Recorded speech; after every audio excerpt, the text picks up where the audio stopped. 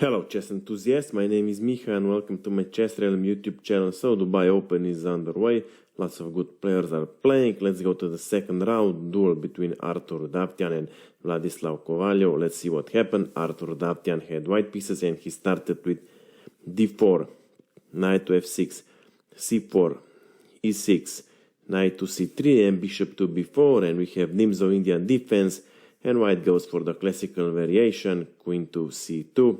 Black castles king side and now e4, immediately taking over the center, so black has to react with d5, which is also proposed by the theory, and white also goes according to the theory. e5 was played, knight jumps on e4, white cannot drive the knight away with f3, after f3 then queen h4 check. If g3, knight captures, white cannot recapture because then there goes our rook. And if king e2, queen f2, king d3, d pawn captures on c4 check, and king has to abandon his queen.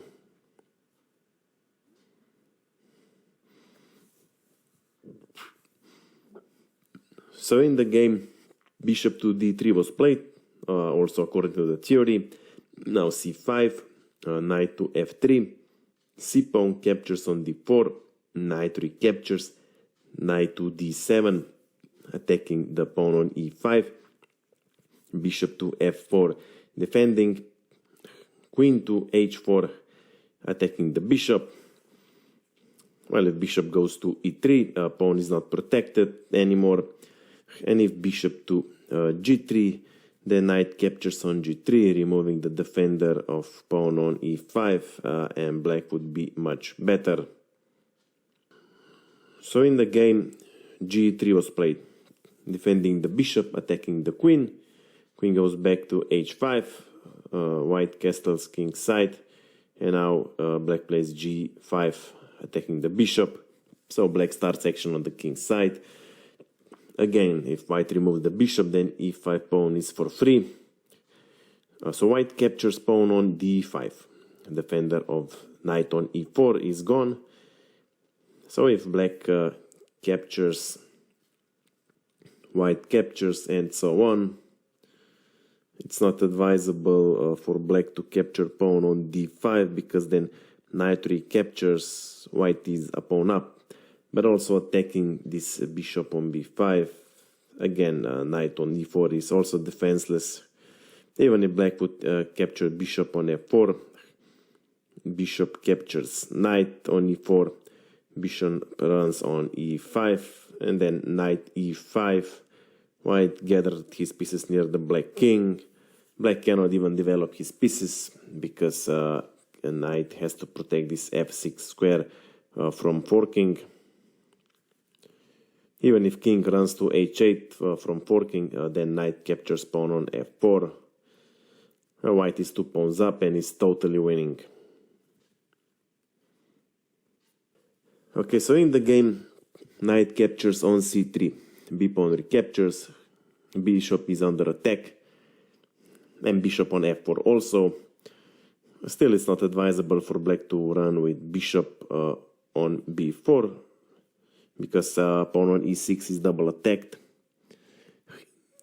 In the game, g-pawn captures on f4, but white doesn't recapture bishop on b4 yet. Instead, d-pawn captures on e6, attacking the knight. Knight captures pawn on e5, and now before recapturing bishop on b4, white captures pawn on f7, check. Well, white does gain additional pawn, but at the cost of opening additional fire for his opponent's rook. So rook recaptures, and now c-pawn captures on b4. So white is still a pawn up, but now with bishop to h3, black finishes his development. Rook is under attack, so rook from f goes to e1, attacking the knight, who is protected, but with queen c5, white can easily pin it. So black plays f-pawn captures on g3, threatening to forking and the rook. So white has no other options but to recapture with h-pawn. Well, black has more lines, files to attack, but is also much more vulnerable. Knight has to stay on e5, preventing bishop to c4, pinning the rook. And if rook goes out of the pin with rook to f8, then bishop captures on h7, queen recaptures, king recaptures, and rook captures, knight on e5 with 2 pawns up. White is definitely has a winning endgame here. So at first it seems black has a difficult position, but black finds the correct move. Rook to d8 was played, attacking the knight and tempting white to play queen to c5, and white falls into the trap, so queen goes to c5, preparing to grab the knight, but now black strikes with a stunning move. Bishop goes to g2. Wow.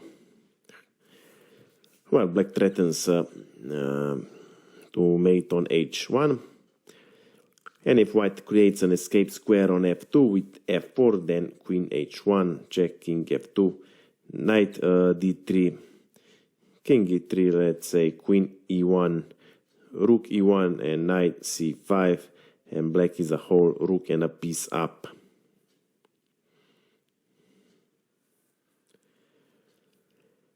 If, however, king captures bishop on g2, then rook f2, and king has to capture the rook, because if king to g1, then queen h2, it's checkmate.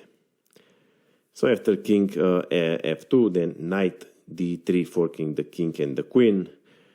So black is going to capture the queen, even if c-pawn recaptures. Knight on d4 is still at stake. Queen versus rook is simply winning for black. And realizing that there's no point in playing on, in this position, Artur Davtyan resigned the game. So I hope you like this game, I hope you have learned something from it. If you have any questions, my email is below in the description. Of course, I invite you to visit my Instagram page. That's it for now, and see you soon.